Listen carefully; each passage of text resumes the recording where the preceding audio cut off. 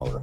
Putting it together, assembling it, easy peasy. It's 95% assembled in the box. All you need to do is pop on the handlebars and just straighten those out. They are adjustable too, which is nice. And the whole stem folds down nicely if you want to put it in the back of your car or your SUV. As you know, if you watch our channel, we're huge fans of foldable bikes because you can take them to places you normally couldn't take a bike. Then you put the front tire on. You just need to make sure that the rotor is in the right position.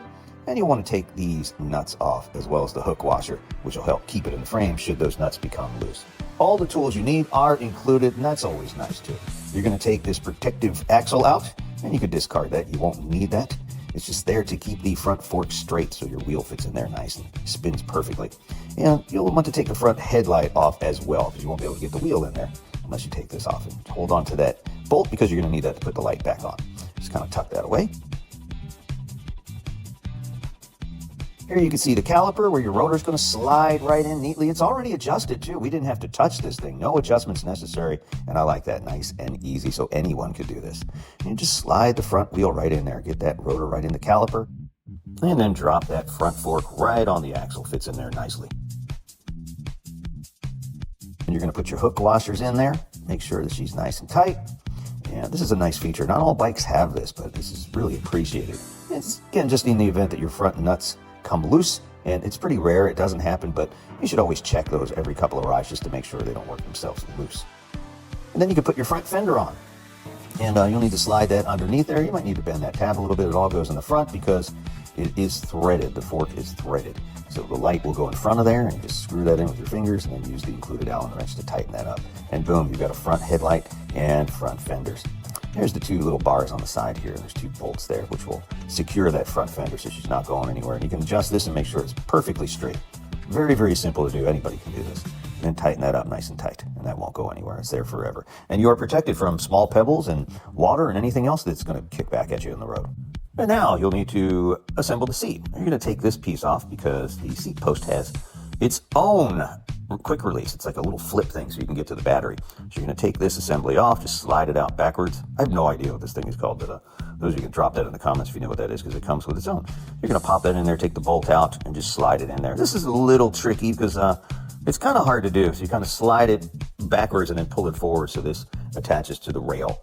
And then drop your bolt back in there so she'll stay secure, and then tighten it all up. And boom, you've got a seat that will flip forward for easy access to your battery.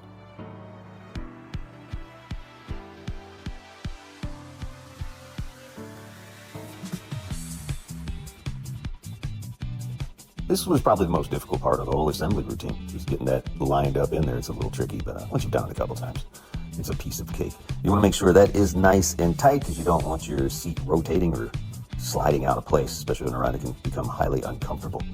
The seat itself has two springs on it. It's actually a nice seat considering the price of this bike. And then once you're done, you just drop that post right in there, and you have a quick release also for the seat. And you can take that out, save a little bit of space too when you fold it up and throw it in the back of your car or SUV. You make sure that's nice and tight. Get it right about the length where you want. And so your legs are fully extended when you're pedaling, if you plan to pedal. Some people don't pedal. Here's a good spot to kind of take that battery out, maybe even earlier in this assembly point, and charge that battery up. It usually has 60 to 70% when you get it from the factory, but before your first ride, you really should charge it all the way up to 100%. It will stop by itself, and all that charger is included. Just pop it out, put it on there, and finish your assembly. All right, the pedals screw on, and it has these helpful, thank God they started putting these stickers on bikes. You didn't know which way to twist the pedals in sometimes, so they've made this really, really easy. And of course, they label the pedals left and right because the threads are backwards on both sides, so you can't mishmash those, you can't reverse those. So that's nice. And tighten that up real well too. You get a pretty heavy amount of torque because obviously you don't want your pedals falling off. They typically don't go anywhere. And then the rear light. This was it's a really unexpected bonus. It is a rear brake light and tail light. So when you hit the brakes on this thing, it triggers this rear light to come on. It is a legit brake light. That is required in some municipalities. It's not in ours, but still a nice little bonus, and I was really surprised to see that there. And it will flip on when you turn your headlight on. It will turn on automatically, so you have front and rear lights, which is required in other municipalities. Nice little bonus. I was really shocked that this was here at this price level, because you typically don't see these little add-ons, these little features with bikes this inexpensive. And it's got a little cable here. There's two arrows on there, so just line up those arrows, and then you'll know exactly how to put it in there so you won't bend the infinitely small pins. You got to give it a little bit of pressure. Don't be afraid. Once you got those arrows lined up, just push real hard, and it'll snap together, and it'll be pretty much weatherproof from that point forward. And they give you some wire ties too. You can tuck it in there and then tie it up.